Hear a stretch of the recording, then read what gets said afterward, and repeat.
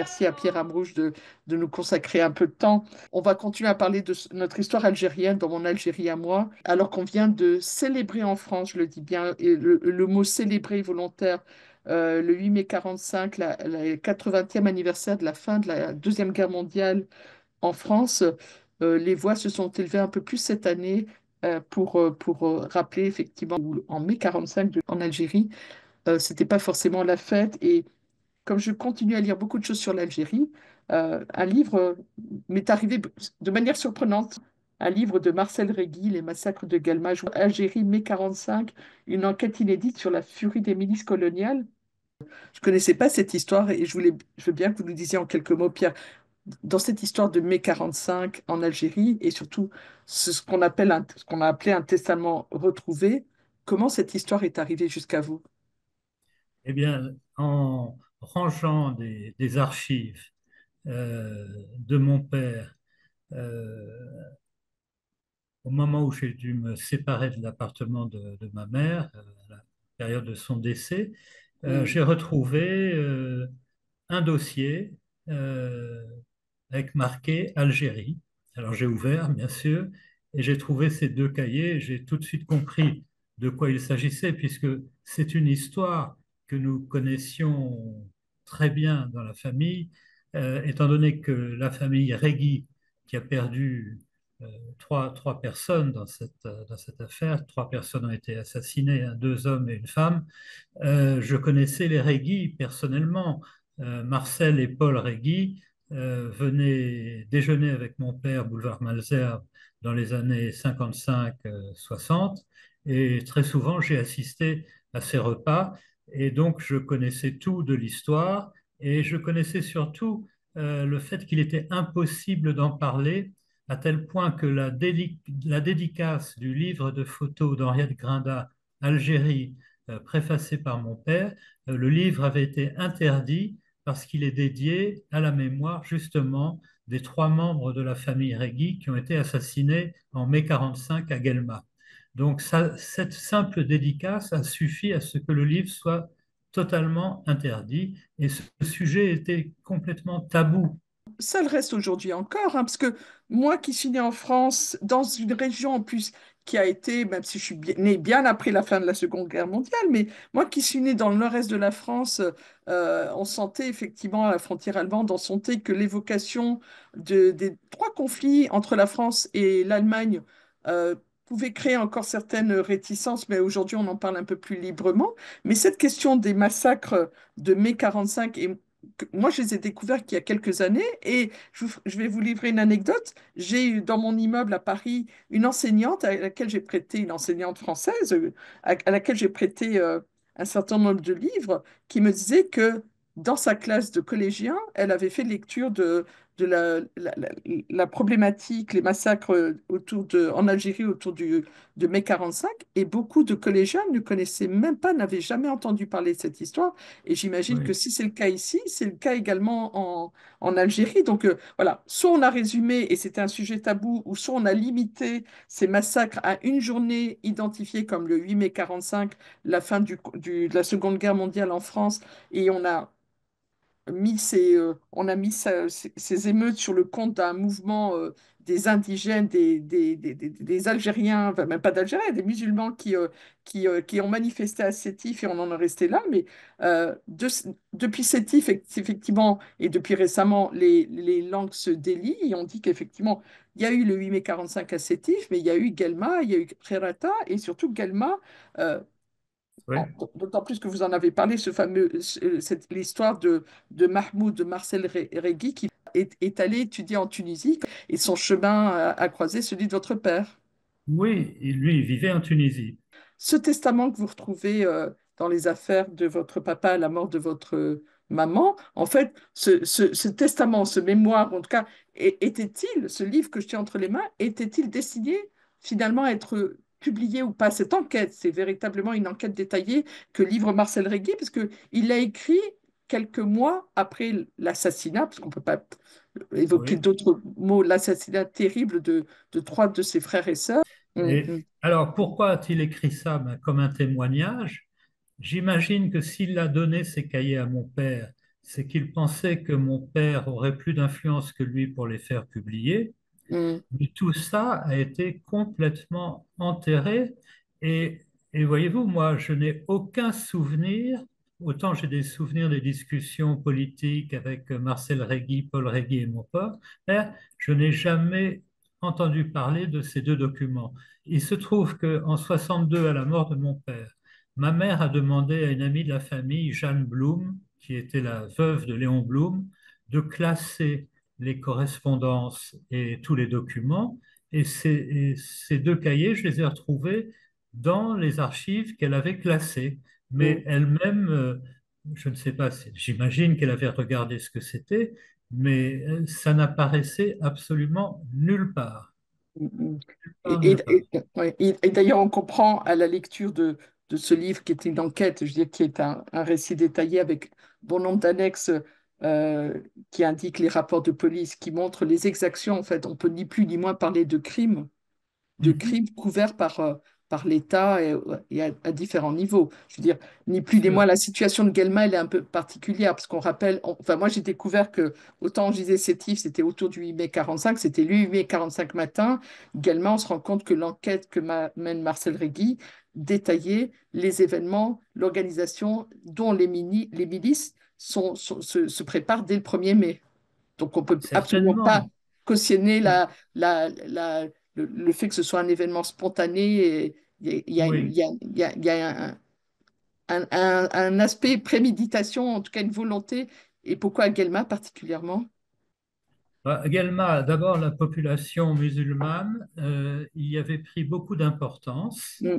Ça faisait de l'ombre, hein. avec Mm. avec des gens qui n'étaient pas que des fermiers, avec des intellectuels, des musulmans capables de réfléchir et capables de contester euh, l'ordre établi français. C'était ça. Plus la famille Régui avait acquis des biens. euh, Vous savez en 42, je crois, Pétain avait révoqué le statut des Juifs et les biens avaient été vendus aux Peut-être. enchères, Mm. biens juifs saisis. Et je pense que les frères de Marcel avaient acheté à cette occasion le grand hôtel qu'ils possédaient, le Grand Café. Voilà. Or, en 45, en 44-45, eh bien, le statut des Juifs est rétabli et sans doute veulent-ils récupérer les biens qui leur ont été volés. Mm. Voyez-vous, ça crée un climat très compliqué, c'est-à-dire qu'il n'y a pas que des musulmans et des Français, il y a aussi la communauté juive qui a un rôle important et qui veut qu'on lui rende justice. Alors, je ne sais pas ce que les milices, qui étaient composées, de quoi étaient composées ces milices, mais on ne peut pas imaginer qu'ils n'ont pas participé à ça, voyez-vous. Donc, même si c'est mal vu de le dire, c'est aussi tout à fait naturel qu'ils aient voulu récupérer ce que l'État leur avait volé, bien sûr. Mais donc là, à ce moment-là, la famille Régui se trouvait tout à fait en porte-à-faux dans cette affaire. Quand je vous ai proposé de participer à cet entretien, non seulement vous n'avez pas hésité une seconde parce que vous êtes vous aussi épris de justice et de vérité, mais vous me dites qu'effectivement, presque 80 ans après, cette histoire vous affecte toujours autant. Oui, parce que c'est des gens que j'ai connus. Mm. Je n'ai pas connu ceux qui ont été assassinés, mais j'ai connu leurs frères intimement. C'est comme de la famille, voyez-vous. Oui, Et, imaginez, voyez, ils ont tué Mohamed, qu'ils l'ont laissé par terre dans la rue. On se croirait dans un mauvais film oui, latino-américain. Euh, voilà. c'était pas le Bon, cas. Oui, c'est pas le cas, oui. mais c'est la réalité. C'est la réalité de la haine raciste qui avait cours en Algérie Mm. à cette époque. Et c'est aussi pour ça que De Gaulle détestait les Français d'Algérie. Il s'en est jamais caché, parce qu'il trouvait que leur racisme contre la population euh, arabo-berbère musulmane était insupportable. Mais on voit bien en lisant l'enquête de Régui que tuer un arabe, ça coûtait pas cher. Voilà. Mm, mm, On mm. pouvait en tuer 2000 comme ça et, et éliminer les corps dans les fours à chaud. Vous voyez, c'était malheureusement banal, Mm. banal. Surtout qu'on arguait au début, et dans l'histoire officielle, c'était la raison, c'était 11 morts. On évoquait les 11 morts européens, dont effectivement l'innocence ne fait pas de doute, mais et qui ont servi malgré eux d'alibi à une action longuement préméditée, finalement, comme la suite des événements va le prouver. Et puis, qu'on a essayé de nous faire croire pendant longtemps un complot arabe, en fait, l'enquête de Marcel Régui montre indéniablement que si complot il y avait, c'était pas côté arabe, quoi. Mm, Oui, c'était plutôt un complot des ultras locaux. Euh, Vous savez, en Algérie, la population dite française comportait aussi des Français de fraîche date, méditerranéens d'un peu mm, partout, mm, qui étaient d'autant plus acharnés à garder leurs avantages. Vous mm. voyez, et c'est eux qui ont composé ces milices. De toute façon, dès qu'on arme les civils, on voit ce que ça donne. Il suffit d'aller en Cisjordanie, par exemple. Vous voyez, c'est pareil. Un Arabe de L'histoire se plus, un Arabe répète. de Mm, moins, ça mm, coûte pas mm, cher. mm. Et Oui. l'histoire se répète. Le racisme n'est pas attaché à un lieu. C'est plus, c'est inhérent à la nature humaine qui veut protéger ses avantages, souvent, Oui. et à Mm. la peur de l'autre. Mm. On a d'ailleurs essayé, vous m'accorderez peut-être encore quelques minutes, de cette histoire des massacres de Guelma, effectivement, qui ont commencé début mai et qui sont étalés jusqu'à fin juin 45. Il y a eu beaucoup de thèses. Déjà, le fait qu'on ait voulu cacher, taire euh, la vérité, faire en sorte que aucun recours judiciaire ne soit possible. Euh, on laissait du coup les familles démunis, mais on a surtout essayé effectivement de, d'en faire soit une vengeance personnelle, une vengeance politique, parce qu'à un moment, les amis du parti, du manifeste se sont même mis à l'index au travers d'une personnalité comme Farhat Abbas. Oui, bien sûr. Mais vous savez, dans le démarrage de tout ça à Sétif, euh, il y a sûrement des provocateurs Mm, qui sont dans la foule, armés, et qui n'attendent qu'une occasion pour tirer et déclencher le massacre. C'est ce qui oui, s'est passé à Sétif, il n'y a aucun doute. oui, Avec, en même temps, il ne faut pas croire, il y avait aussi beaucoup de collaborateurs, entre guillemets, algériens. Il y avait quand même une grande bourgeoisie algérienne qui était complice du pouvoir français. Et dans le petit peuple aussi, c'est pas difficile. Tout le monde n'était pas nationaliste, hein, mm, mm, clairement. mm. Encore moins à cette époque-là. Donc, il était facile de trouver des complicités et de déclencher un événement pour remettre les pendules à zéro et se débarrasser des nationalistes. Ça n'a pas été le Oui, cas, c'était le oui. contraire, Mm. hein, parce Oui, que et puis les tentatives effectivement de rappeler qui était qui dirigeait en Algérie, effectivement le semblant de vouloir garder, de maîtriser cette Algérie française dont on sentait effectivement qu'elle connaissait le début d'un déclin. Dans le livre, Marcel Régui indique d'ailleurs que voilà, tous les prétextes les prétextes le prétexte le plus banal était suffisant. Il suffisait par exemple à un milicien de désigner un musulman pour que celui-ci soit aussitôt appréhendé et envoyé à la gendarmerie. On ose imaginer effectivement ce qu'il advenait des prévenus qui étaient grâce, euh, copieusement battus par les miliciens de service.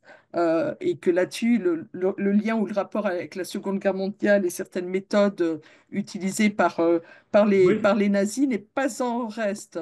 Mm, non, bien sûr, euh, c'est d'une horrible banalité tout ça, mm, mais mm. ce qui est horrible, c'est que on ne soit pas capable euh, d'évoquer ces faits au niveau français, au niveau algérien. Je ne sais pas comment ils interpréteraient ça. En tout cas, ces deux cahiers manuscrits, moi je les ai et je les destine à la Bibliothèque nationale d'Alger. le jour où ils bougeront le petit doigt. J'ai fait plusieurs D'accord. tentatives, mais Mm. je ne sais C'est, pas. Oui, ouais, c'est pour eux on- tout ça. oui, Mais j'imagine. Oui. Mm. pour l'Algérie, vous savez que quand mon père a rencontré De Gaulle à Alger en fin 43, début 44, il lui a dit textuellement, clairement, il lui a dit, mon général, l'Algérie ne restera pas française. Ce qui était le titre d'un article qu'il a essayé de faire publier et qui, sous ce titre-là, n'a jamais été accepté par aucun journal. Et c'est finalement, je crois, en 46 qu'il a été publié sous le titre L'Afrique restera-t-elle française? Et ça avait été publié dans une revue qui s'appelait Présent, je crois. De Gaulle était tout à fait informé de tout.